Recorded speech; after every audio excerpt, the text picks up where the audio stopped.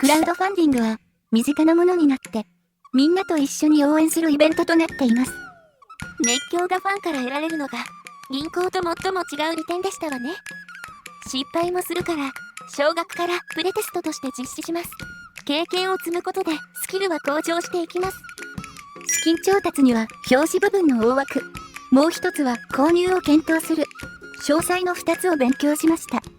特にリターンの設定は500円なら持ってるから支援できるぞ。逆に特別扱いされたいお金持ち変態も一定数いるので高額リターンも設定します。15万円か。これは俺のためにある枠だな。直接通話5分チケットも欲しいしお金あるっていいな。応援人数を少額リターンからこれで数百人応援なら盛り上がってるように見えますね。お金持ち3人でも資金は集まるかもしれませんが、プロジェクト参加3人は盛り上がりに欠けますからね。なので、全体資金 20% から 40% を初速で目標を達成できるようにするんです。開催期間が1ヶ月。初日で20集めってるからこのプロジェクトは成功しそうだ。俺も勝ち馬に乗ろう。以上がこれまでの復習です。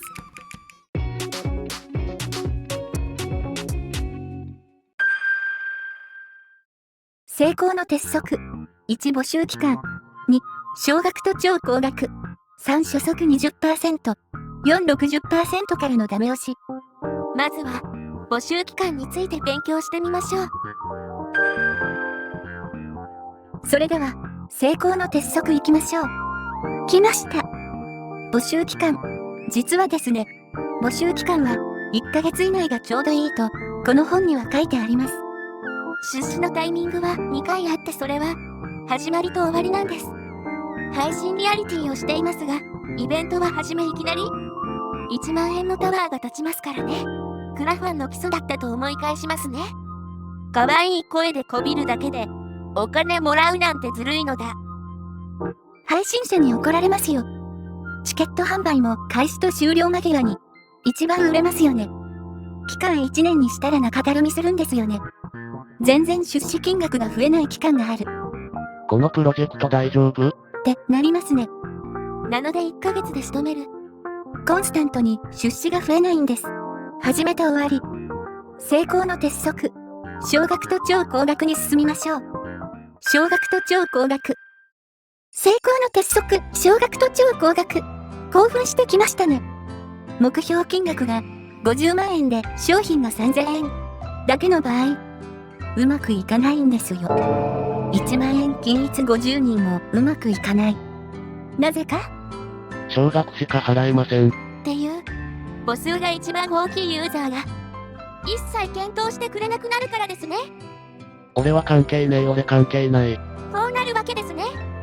500円からリターンあるじゃん。3000円は何かな？で払えると思った時に、初めて以降の価格帯に意識がいくんです。検討対象に入るための入り口。玄関を低めに設定するんです。敷居が高いとですね、よいしょって入らなきゃいけないから、よっぽど体力のある人しか入ってこないです。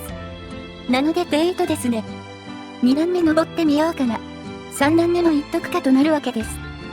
少額のリターンは、検討と参加の役割があるんですね。超高額リターンは、個人の最大を引き出すでしたね。自分の財布具合で考えた時に、いやいやいや無理だよ自信ないもん。いや俺なんかのために。10万円とか50万円出してくれる人。数は少ないけど一定数いるんです。その人の心をつかめるかが勝敗を分けます。出すよ。お金ならあるんだ。熱意のある若者を応援したくてさまよっています。そういう人いるんですよ。少額だと満足度が低いんですよ。特別感がないからですよね。わかります。特別扱いされたいんですよね。特にお金持ちはそういう扱いに慣れています。鉄則、数を少なく提供する。500円のリターンはデジタルが基本なので、原価や在庫の問題はないです。なので、たくさん買えるようにします。しかし超高額の50万円は、限定1名しか買えません。俺しかいないんじゃないの？言ってやるよ。この人にとって特別な人になりたい気持ちが生じた時に、10よろず50万。50万円払っておいて、特別扱いされなかったら、寂しいですね。私プラチナ会員なのにもっとお金出したいのに。ダイヤモンドの上だぞ納得いかない。これが成功の鉄則。少額と超高額については講習終わりです。初速で 20% を超えろ。目標金額がサイトで表示される際、20% を超えてないとまずいんです。開始3日間の間に 20% 超えてないとダメなんです。初速で 20% 達成したら、失敗したのは 17% だけ。このプロジェクトは成功しそうだな。ってものに出資したいんですって。面白いですね。こいつは見込みがある俺も成功を一緒に味わいたい。でもそう思わせるのには、どうすればいいんでしょうか？事前告知なんですよ。サプライズでクラファン始めたんです。じゃないんですよ。皆さん1週間後にクラファンの、こういうの始めるのでよろしくお願いします。根回しなんですよ。みんな行くぞ。わかった。行くぞ。始めました。盛り上がりますしね。雰囲気で、後から人も来るわけですね。60% からのダメ出し。成功の鉄則、最終ラウンドです。ここテストに出ます。60% 達成してから奥の手。ダメ押しというものがあります。60% なら、ゴールが見えてきますね。大詰め2回目のチャンス。一番達成してほしいなと思う人は誰ですか？プロジェクトリーダーだけじゃないですよね。すでに 60% まで出資してくれた人ということですね。リターン金額いずれかを買っている人たちが、俺が応援したイベント。100言ってくれんかな。よしかでもう一つのリターンも言っちゃおう。再購入ってやつですね。プロジェクトリーダーも、ダメ押しをお願いするんです。今までリターンをご購入している皆様、あと 40% で目標金額を達成します。何卒よろしくお願いします。よーし。私の手によって残り40。やりがいがあります。ちょうど自分を助けてくれる人、いるんですよ。60% を超えたプロジェクトは、失敗する確率は 6% になるんです。ほぼ成功です。成功例の確認。キングコング西野。私をニューヨークに連れてって。目標金額150万円に対して、どれくらい集まったのか？支援者数は585人です。585人から531万円集まった。素晴らしいですよね。なんか531人から531万円集まったって聞くと、一人当たり9000円均等に出資されたように見えますよね。これ面白いですよね。実は、リターンを分析することで、出資の内訳が見ることができます。少額リターン、500円からあります。完璧ですね。高額リターンはあるかな？見つけました。30万円のリターンがありました。募集期間も2週間。短い。盛り上がりますね。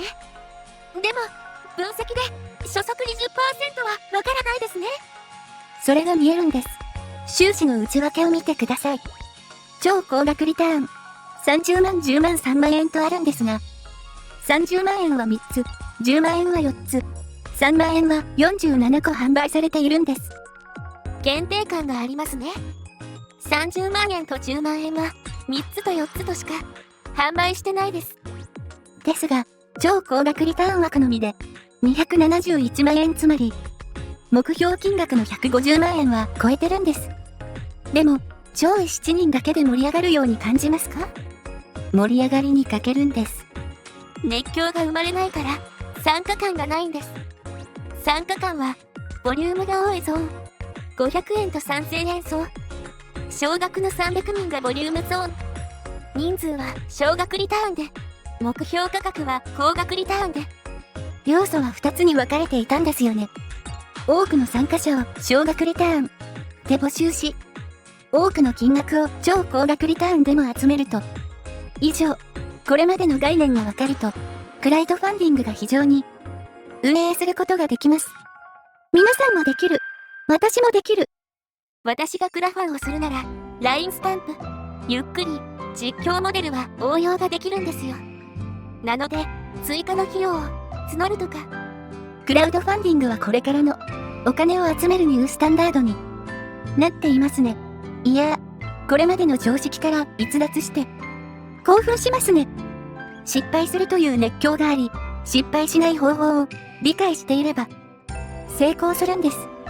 その上で要素を大枠と細部に分けて、これまでの鉄則をテンプレートにすると、失敗の確率を 6% に抑えることが可能にできるんです。実は、成功確率は 94% なのかもしれませんね。皆さんはどんな夢を描いていますか？お金そのものではないですが、お金で環境が前進する。生活が豊かになるのは間違いないですね。私が語ってきたのは妄想とか小手先のテクニックじゃないんです。今後私たちの成長、とんでもない規模になると予想しています。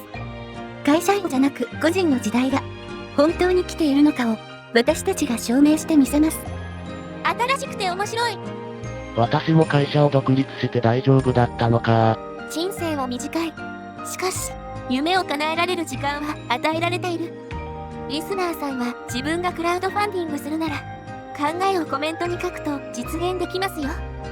協力した方がモチベーションも上がりますが、私の思う通りにならないのが嫌いなんですよね。仲間と呼べる人でチームを編成し、リーダーとなるかっこいい小春を目指し活動してみます。それはまたの機会にお話しします。ご見覧ありがとうございました。